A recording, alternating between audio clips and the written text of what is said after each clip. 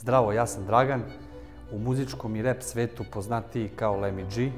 Tu sam već godinu dana na Akademiji Saše Risa, gde se između ostalog od učenja šišanja pasa dosta radi i motivacioni govori. Ja sam tu radio kameru i video montažu i godinu dana gledam, slušam, pratim kako je šta. I skontam da ja svoju priču mogu da iznesem ne na isti način, ali na sličan način, da pomognem nekim ljudima iz mog okruženja.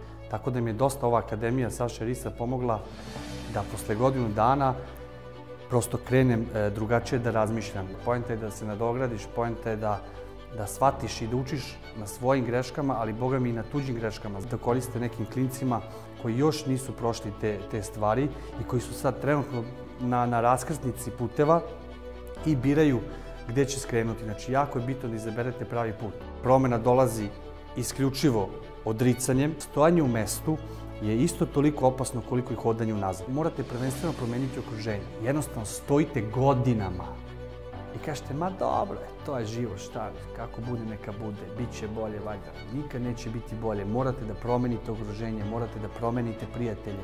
Morate biti vi sebi najbitniji.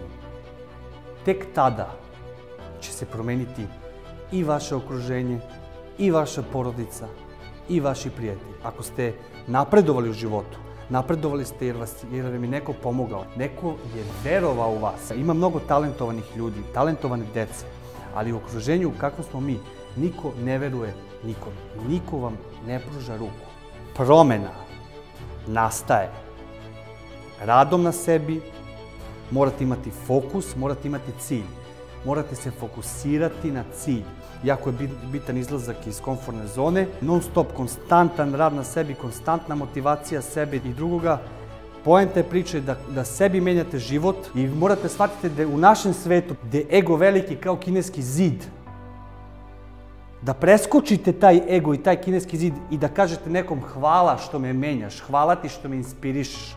Hvala ti što neko iz ovakvog okruženja možda pokaže da dođu u neki Beograd, u neku Saša Ris akademiju i nešto da napravi. Imate 10-15 godina na ulici nekog iskustva, pa to nije ništa, život tek počinje kad izađete iz te ulice.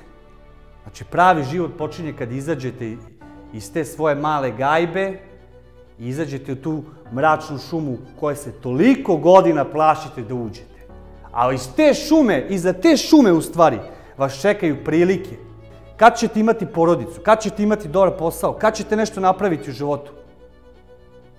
Sad, ja kažem sad. Ja kažem da svako od nas krene da koristi, ne da krade Bogu dane, nego da koristi dane kao da su im poslednji. Ja sam tako počeo da radim. Ja sam počeo da koristim moje dane kao da su mi zadnji. Kao da se sutra neću probuditi. Tako sam počeo da živim. I tako sam tek naučio i kako da cenim i u stvari da volim život. Svaki dan kad ustaneš, kaži hvala onom gore za još jedan dan, na još jednoj šansi, uradi nešto, imaš zdrav si, prav si, imaš šansu da uradiš nešto.